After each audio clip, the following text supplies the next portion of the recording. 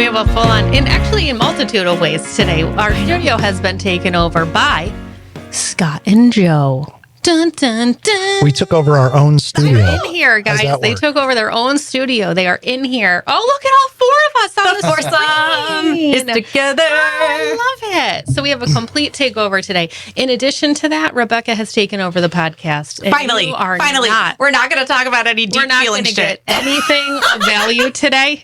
Yes, we are. Yes, we are. We're going to talk about real meaningful stuff. Rebecca has taken over the podcast and has decided what we're going to talk about today. So, Rebecca, guys, I'm so excited. What is our theme for today? Well, what is our favorite thing to do when we travel, or basically when we're not doing anything like working?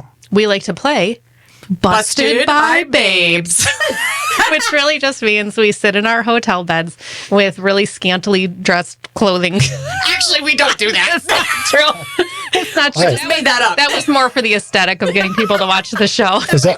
Because at first I wasn't interested, and I'm like, all right, well, I'll give it a shot. Yeah. Yep, right. That's right. We had to make something up. Okay, we're going to do it, right? And so now we watch murder mysteries, and we know within the first probably minute and a half exactly who did what. And then we just watch the rest of the show to confirm what it is hypothesis. That has happened. And we are, I would say, 97%. I was going to say 98. So you were going to say even higher. Absolutely, yeah. We're pretty accurate. Oh, yeah. I would say there's not very often we're not right. To be fair, even when we're not accurate, we can make really good claims as to why the other people who produce the documentary are incorrect. That is true. And we really enjoy the ones that aren't solved. Yes. Because we know. Maura Murray. Maura Murray is our favorite. Yes, I know. Maura, yeah. And we know who solved it. We're just not sure why the rest of the people haven't caught up yet. Well, it's not solved. It's still a cold case. Right, but we've solved it. Yes. Exactly. We are very aware. Exactly. We should write that up. So what did you do? You told us to what? So last night we were talking about all the things that we should talk about, yada, yada, yada. And I'm like, nope. We're going to do this. Everybody's going to watch this one particular documentary, and we're going to talk about it today. We're going to do Busted by Babes.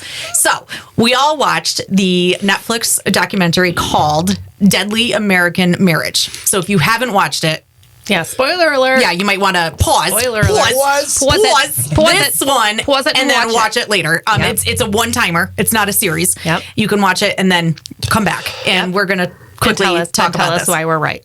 That's right. No, we have not. We have not discussed any of this. Yes. We've attempted to keep our mouth shut. Flirt around. Erin wouldn't even answer my phone call this morning because she was probably concerned I might have to discuss it, which was partially true. Right. Yeah. And so I kept my mouth shut. I made my daughter watch it to potentially discuss my opinions, but I did keep my mouth shut. Okay. So we also didn't discuss it. So anyway, I asked Marianne. Okay. Oh my God, my husband's calling. Not now. Busy. Okay. So I asked Marianne some prompting questions so that we can have a dialogue. Do we want to start with who we think did it? Or do we want to just have a discussion? Should we start with the story, or are we skipping that part? That's a great ad. Oh, that is great. This is why we do you want to give a recap? Because you're really good at a synopsis. Thank you so much for saying that. You are very good at synopsis. I am not. Can you give me 5 examples of why she's good at synopsis? I absolutely can. This is great. I can. Synopsis. Yeah, but I'll just let you do it. You are very good at recapping. Do this. But keep it. Okay, I got it. Tighten it up. She could it up just the facts. Okay, guys, I'm going to give you the 5 bullet points. 5 bullet points. Mm-hmm. There was a woman and a man who were married. They were originally from Ireland. Mm-hmm. Well, the guy was. The guy was. She wasn't. And you can't stop me in the midst of my story, Scott, because then I have to start over again. Oh, no. Start this over. You know how this works. Rewind. You know how this works. And so this woman became the au pair for this family, and then later became the mother to these children when her name is Molly, his name is Jason, ended up getting married. Fast forward over the course of a couple of years, and there's some real questions about, was their marriage okay? Was it not? Very shortly after, they were starting to ask, should we get divorced? Should we not? Should I adopt the children? Should I not? So we don't really have any verdict on that, but what we do know is that Jason was bludgeoned to death in his bedroom by Molly and by Molly's father. Molly's father and mother had come to visit. Molly says that Jason was abusive and was strangling her in her bedroom. She screamed. The father came upstairs, grabbed a bat, And what ensued was essentially a massive bloodbath of Jason having his head bashed in by a baseball bat and by a cinder block. And the rest of the story is trying to figure out, was this self-defense? Because Molly and her father are saying that it was a self-defense case. And Jason, who obviously cannot tell his story because he is departed, the people who love Jason are saying never in a million years would it have happened that way. So this entire 1.5 hour series is essentially trying to figure out what the heck happened in that room at the very early hours of the day. Yes. How did I do? You did great. That was great. Thank you so much. That was great. Thank you so much, guys. So it basically the documentary, the first half was one side of the story, the second half was the other side of the story, and basically it left you with you decide. Yep. Kind of thing. Okay. And now the children are grown up. Yeah. Type of thing. The children at the time were 7 and 5. Yeah. The boy was 7. The girl was Little. Sarah and Jack, I Sarah believe and Jack. were their names. So Sarah was 5 and Jack was 7. And they were not when the this all biological children happened. Of Molly. of Molly. Of Molly. Their biological mother died. Of an asthma attack. Yes. Allegedly. Allegedly an asthma Dun, attack. dun, dun. Her name is Mags. Margaret. And she was from Ireland also. Okay, so do we want to start with our initial? How about we do a vote? Okay. Like a hands up vote. Okay. And then we will describe to the listeners what it is that we are seeing. How many people in this room? I'm going to ask you 2 questions. Okay. One, how many people in this balloon in this room In this believe balloon? in this balloon, in this hot air balloon, believe I that can see my house from here. that Molly and her dad did it intentionally, versus the second question, how many believe it was in self-defense? So, Is that an appropriate question? oh, okay. Yes. Okay. So those are the 2 questions Those are you're the going 2 to pose. questions. Okay. How many believe that Molly and her dad did it intentionally, pre-planned? Yep. What's your smirk about? What's your smirk about? You got an option C? Pre-planned. You got an Kind of. option C? Well, I have. It's hard I for have me an to choose option C between too. Yeah. The option C to me is it started out as an argument that got violent that ultimately ended in It was bigger than opportunity. it. Yeah. It wasn't pre-planned. The Correct. way It wasn't Yeah. supposed to go down in death, but it did. Yeah. Yeah. Yeah. That's what I think That's happened. what I think. Yeah. Okay, so how So, many of us between A believe and that B, it I was take C. You may too. premeditated? This was a pre-planned event, that this is what was going to happen. No. I think to some degree. I do, too. think They it's wanted to get somewhere- rid of them. Right now, It's you somewhere have between- Erin yeah. and Scott have their hands up. Okay, thank you very much. That means premeditated. The second option was how many believe that Jason. What was the second choice? that Molly and It was self-defense. Tom were acting Oh, that it in was just self-defense. complete Just self-defense. self-defense. Straight Yes. up self-defense. Well, you can't say complete. You can't now recategorize that. Okay. It was What was my self-defense. It was original? self-defense. Self-defense. Okay, I let's not think it was qualify it. self-defense. Okay. Okay. Okay. Joe Just does to a not believe degree. it was completely self-defense. He out. just wants get you out to of know the it was studio just right now. I don't even want self-defense. to It talk was to you. premeditated self-defense. How the hell do you do Premeditated. that? So it's like, I know I need to self-defend. I'm gonna so have to gonna defend myself in pre-plan. this. Okay. So I'm taking steps to protect myself, knowing that an event's going to happen. Okay. So hey Okay. kids, let's Okay.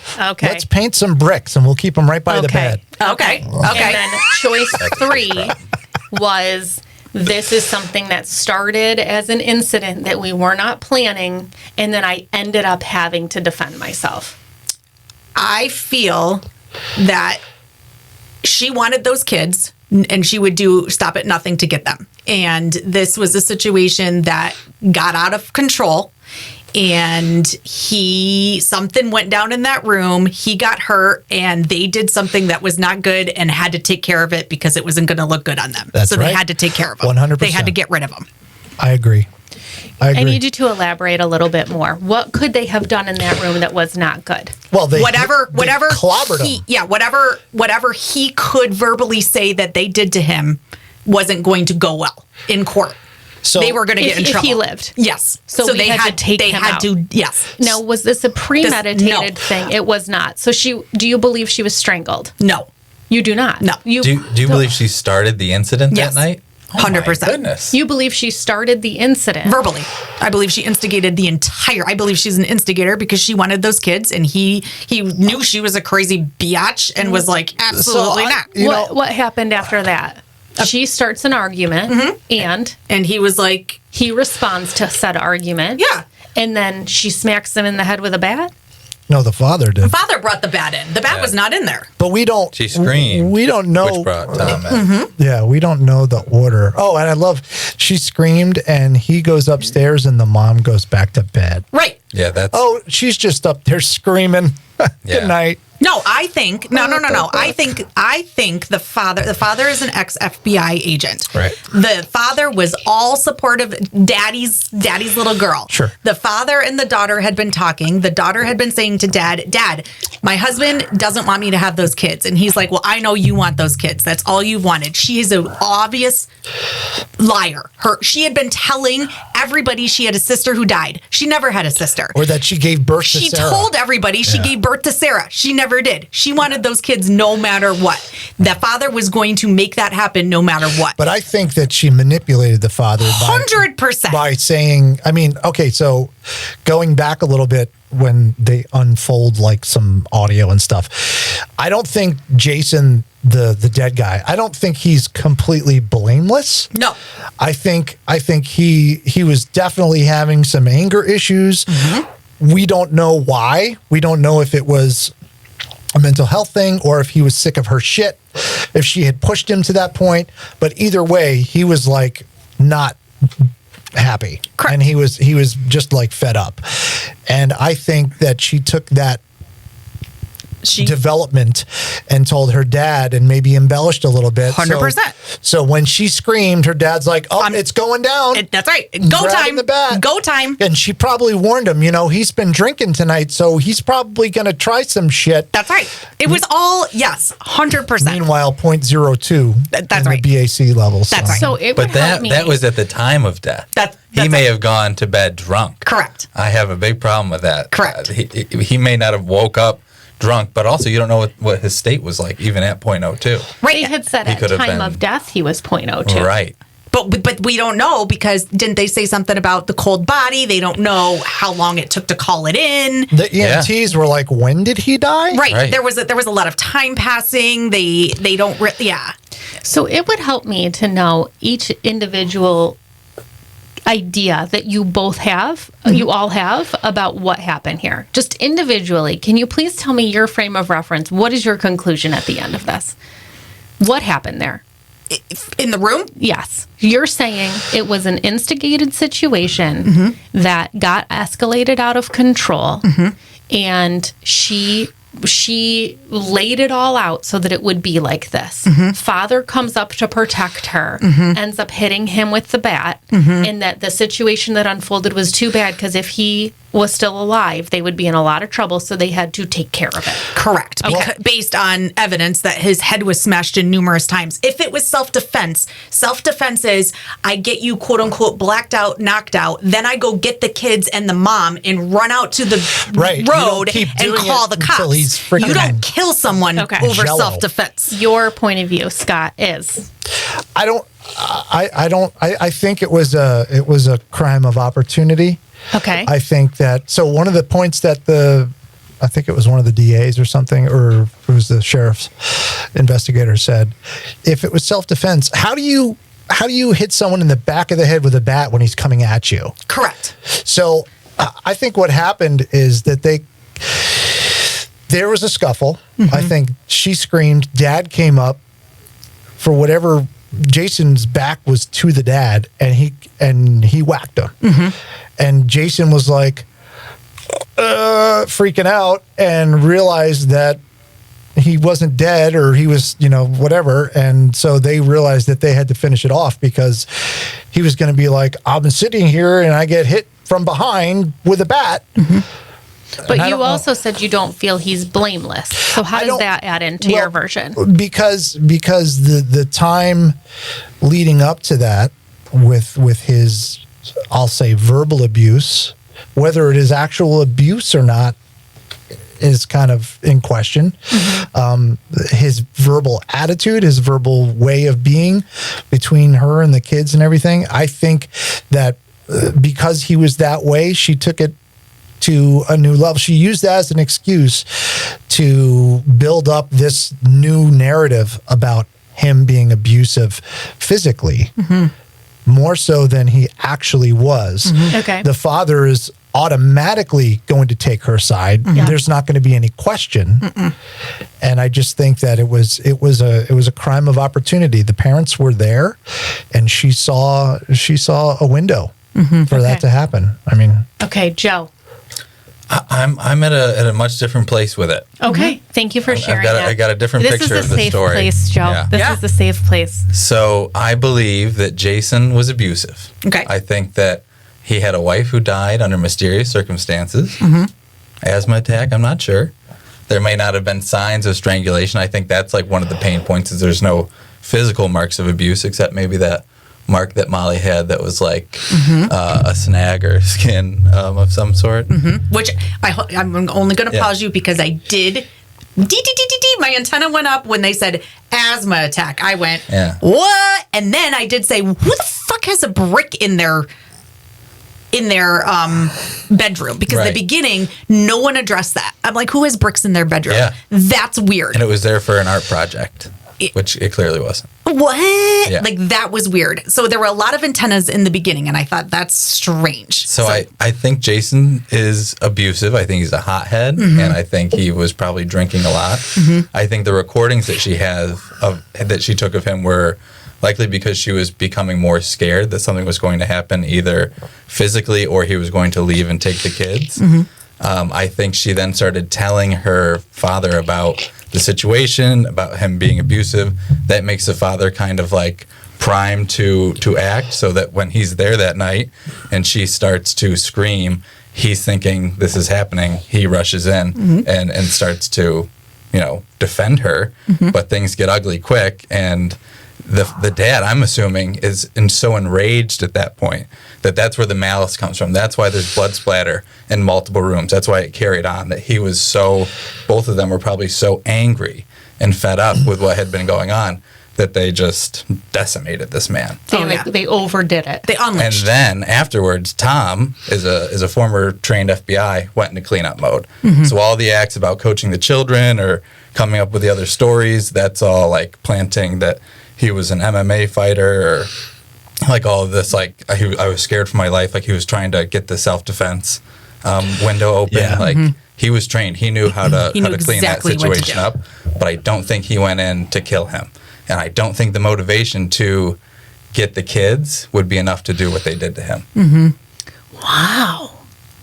Okay, guys, this is what I think happened. Okay. I think that this woman is a master mind manipulator. I think it started from before she even identified that she wanted to be an au pair for this family. I think she registered with the au pair agency. She found herself a man who was in need of a motherly figure to come in and care for his children. Stereotypically, I think she thought, good, I can go in and take care of this situation and get him to fall in love with me. She's a former model. She's beautiful. Oh, yeah. Right? Oh, yeah. So I think it was at that point that, even before that, I think she's a master manipulator. She was starting to set the stage for what she wanted to happen. I don't think that she probably started with, I'm going to end up killing him in the end, but I do believe that she thought, I'm going to manipulate the shit out of this man. He can go to work and I'm going to have these children and they're going to be my own.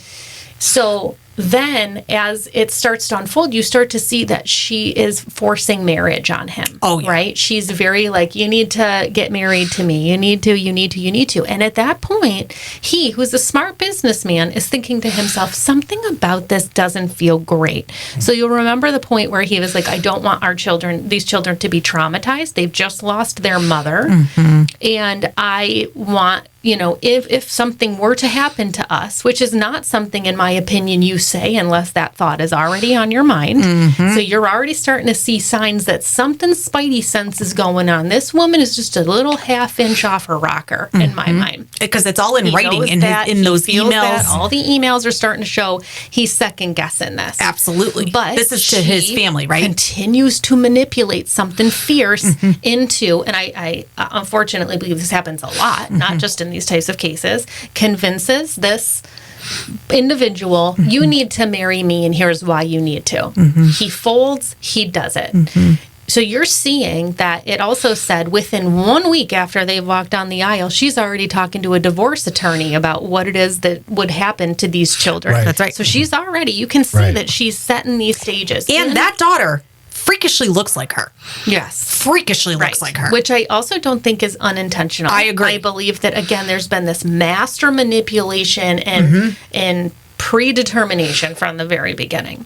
So you then get into this situation. So in my frame of reference, she's so highly manipulative, sociopathic, in fact. She reminds me a lot of that other documentary we talked about where she faked her abduction. Papini? Right? Oh, I Papini. watched. Sherry Papini? I Did watched you watch the her side. follow-up? Sure did. Yeah. So Sure did. Still I think she's full of believe shit. She is. I believe that this woman from the very beginning has been setting the stage for the outcome that she ultimately wants. She wants control of those children via adoption. She's trying to cross her T's and dot her I's. She's trying to figure out what's going to happen in the evidence of a divorce.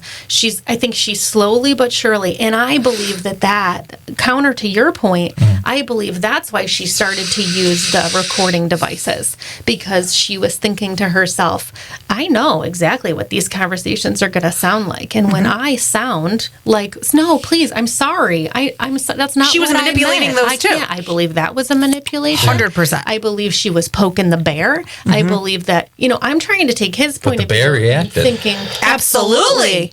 As someone who has also reacted in those situations, I believe that is humanly normal. I believe that when you are getting manipulated and when someone's gaslighting you and when you know deep down that something is not correct and someone keeps making you out to be the crazy one. Look at those texts and emails where he said Malls is being crazy again. Right. Malls is off her. In the Facebook How messages. many people describe their wives as crazy? Right. I don't. Especially abusers. That's a good call, Scott. Abusers who want to gaslight their wives and they're thinking they're crazy. I do agree that out of context, it's just sort of a normal kind of word to use. But I think she was manipulating him to a point. He's not a dumb man. This man was a successful businessman. I think she was pushing him to the brink of absolute going crazy. Now, I never condone abuse, and I wouldn't say that what I heard in those tapes was abuse.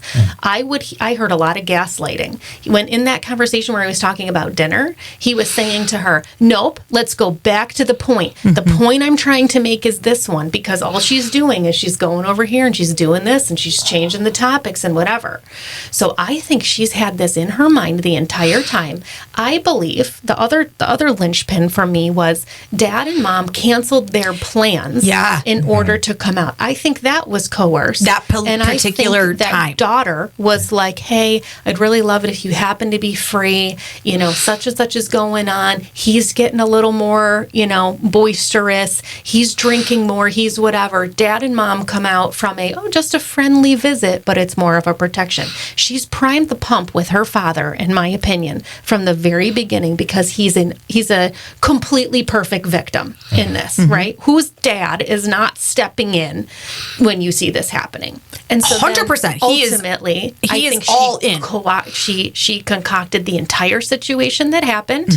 I think she knew exactly how it was going to unfold. I think she was like the manipulator who manipulated someone else into doing the job that she didn't want to do. I do not know if the intent was murder, but I think she was fine with murder as an option. And that at the end of the day, they had to take care of it because he was not in a good place. I think she was fine as murder as an option, but I don't think she went in as I'm going to kill him tonight.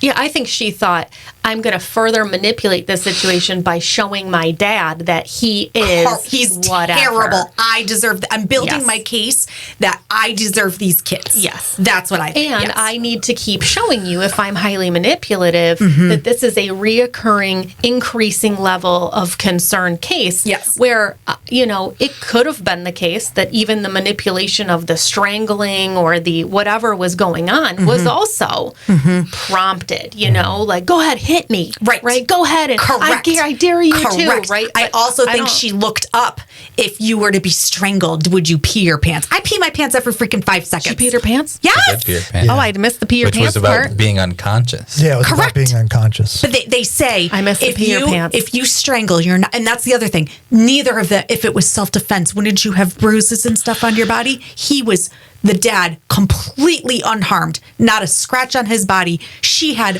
a couple of bruises and a little tiny thing. But supposedly, if you're strangled, you're not going to have anything on the outside of your neck. It's going to be internal bruises, and if you go unconscious, you're going to pee your pants. So they collected her pajamas, and what do you know?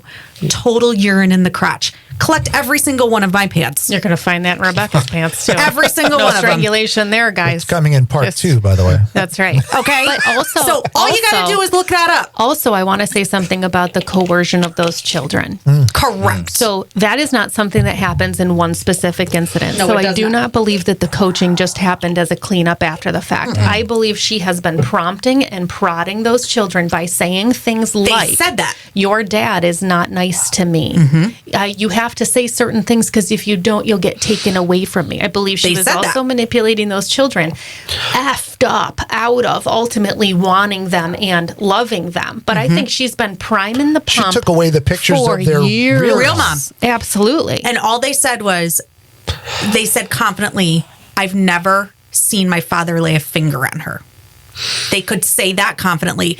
That I don't believe they After. could. Yes, I don't believe they could say confidently because I don't believe they could remember the verbal part. Well, remember with the boy was like, I saw my father, what do you say, verbally and Verbally and physically, physically abuse my it was at like- a 10-year-old. Yeah, they was don't know like- that language. yeah, No. yeah, it was clearly from somebody's Clearly. script. Yeah. But the kids were also involved in the recordings. Like when the 100%. husband was shouting at the girl to go to bed. Absolutely. Absolutely. So they did hear. Say more about that. So That was a part of the recordings. Yeah, yeah, the, I remember the dad that. was like shouting at the girl over and over again, "Go to like bed." Go to bed. what part are you saying that the fact that they were included in the recordings makes it so that it was more of a realistic situation? No, I happening, think or- that they witnessed 100%. verbal abuse at the very least. Yeah, but it and wasn't. I think now what we're hearing is the Irish family side of the story. Yeah. And how much they paint him as a no-fault saint. But if you give him power in this situation as not wealthy, but a successful businessman, widower who hires an au pair and then ends up marrying her, she might feel, if you are abusing her, insecure and trying to find that she has a secure place in that relationship. He's not allowing her to adopt, which again makes her feel like that she's in peril or that they're moving out. And I don't think that her motivation is to get these kids unless it's I want to get these kids away from him. I don't So think it's he's a the chicken same. or an egg situation, really. It's who was. That's what I'm hearing you say is who started it. So in my story, Molly starts it very, very early on by picking this family intentionally and then playing out a narrative. In your stories, let's say that's chicken. In the egg story, you're more like she comes into his life and he starts to play the power dynamic game, and every chess move she's making is in response to what it is that he's doing. Right. And that's, I think, what makes this case so complicated is we don't really know the chicken or the egg. Yeah. At that point, I go to the character witness type of stuff where they brought up multiple times where she made up stories. Right. She made up that she told all these people to their face that she gave birth to the child, that she had a sick sister that died of cancer or something like that. But everybody else who's known Jason, there's no stories. No. There's nothing. But he also could have just been lionized because he died. right? Like that Sure. that trauma response in the family of like, Always he never did possible. anything wrong. But We what didn't about- see the abuse because he didn't do it in front of us. But what and about now his we- relationship with Mags? That even that doesn't seem to carry with it. You saw the emails, you saw the info. He loved her so much. You saw all these. So even part of that, which tells me that when you have a bad combination of oil and water in any marriage, that provoking is not going to be good. And it doesn't seem like he had that with Mags, which maybe he is more susceptible to, responding differently as a partner based on who's in your life. And again, as someone who has been in more than my fair share of relationships with people who will do that sort of manipulating, gaslighting, all of that stuff, you do become a different person. Yeah. You're not intending to, but you're just constantly on the defensive. And think about what he said in that, was it the email to his doctor or something, or to a friend? Yeah, where a doctor. He said in the doctor note. Yeah, he said, I'm getting angry a lot, and I don't know why, over little things. Right. Because he's she's constantly provoking. agitated. He's constantly on this, like, living in this world where everything is just, you know what I mean? Absolutely. If you're going to be gaslit a majority of your life by someone who I believe has been manipulating you, of course you're going to feel angry because your reality is not what someone's portraying it to be. And I have firsthand experience with something similar to where in my house, if things get too out of order, like messy and just stuff everywhere, I start to get irritable. agitated and irritable very easily. Like the smallest thing could piss me off. And it's because I'm living in chaos. I'm living in, there's just shit everywhere. Like the kids have their stuff everywhere and I'm tripping over stuff. And then it's like, I'm fixing something and I drop a screwdriver and I'm like, God damn it, and I'm all pissed off. But really, it's because of everything else compounding that's creating that agitation. Here's what's fascinating about all of this, and I don't know if this is a Marianne question or not. Now imagine we're all on the jury. We don't know each other, right? So what I bring in my backpack to this conversation is essentially my feelings about men, my feelings about women, my stereotypes associated with both, what it is to be a mother, what I think people are capable of, other documentaries I've watched, right? Like all of this stuff. What you carry in your backpack, Joe, feels very different than that, right? Because you're having a very different response to this male power, this male, that seems to be completely missing from this story. Yeah, right. Yeah, right. And I would agree. I would completely agree with that. We have really framed him as the victim, which he certainly was. Yeah. We have showcased him a bit as an individual who maybe was a little quick to temper or who was drinking or was having responses that may or may not, out of context, been the case. But there are other components of being a man in this scenario that I don't think. Also, interculturally, an Irish man, right? So there's just so many other components to this that I think are really interesting. But if we're all on a jury, that's what's fascinating to me. We all watched exactly the same documentary last night. It's not like I watched it 4 months ago and Rebecca watched it last week, right? And we all have this like interesting take on what exactly happened. Now, there are people who full-time essentially run these types of scenarios. You probably know this better than anyone, Joe, who run these types of scenarios to see how a jury may respond in certain cases because you need to figure out who to put in that jury pool, right? It's just so fascinating to me that we all watched exactly the same documentary and what we carried into it likely is influencing our take on the situation. And that's exactly what the attorneys are looking for when they're striking people from a journey. It's what do you bring to this? Yes. I said that to Taylor. I said that to Taylor. I go, all you need to do, it doesn't matter what's real or not. All you're trying to do as an attorney, defense or prosecutor is to create reasonable doubt. That's it. Yeah, absolutely. You paint this picture. That's it. Right. And they she's were like, able what? to successfully do that to some degree Right. because now the final version of this story is that Molly and her father are now out of jail and they did serve a certain period of time, but something got overturned in terms of testimony associated with the young children.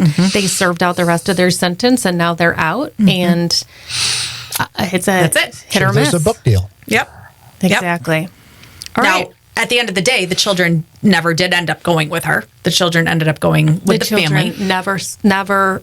She had her last visitation with them. They That's ended right. up going with his family, because that was his in wishes. Ireland, and she, as a result of being out of jail, is not allowed to contact them at all. That's right. And she continues to push forward the narrative of they have to hate me, and I understand that, and I will not be reaching out to them, and whatever.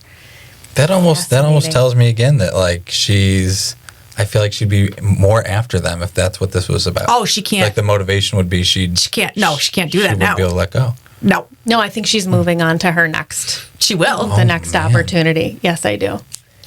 Well, I do. I'm not remember going to hire there an was- au pair anytime soon. No, you're not. There was a I know part you just where- had a baby. You want her to come into your house? Gosh, no. I don't want to die. There was a part where Jack called her and said, "This isn't to go public. I just want to let you know I miss you." Yeah. And she released it. Yeah. Yep.